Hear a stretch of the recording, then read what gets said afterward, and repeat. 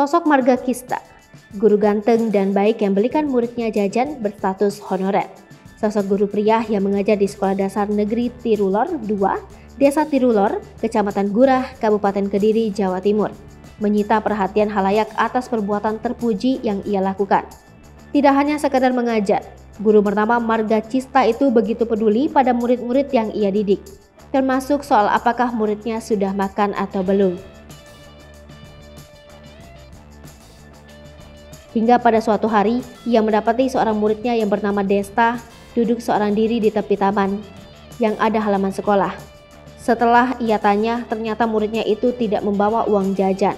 Lantas guru ganteng itu pun membeli 2 bungkus pentol. Satu untuk dirinya, satu untuk si murid. Mereka kemudian menyantap jajanan itu bersama. Atas sikapnya yang terpuji itu, Marga menuai apresiasi dan pujian dari halayak ramai. Banyak pula warganet yang mendoakannya agar diberi kesehatan dan kesuksesan.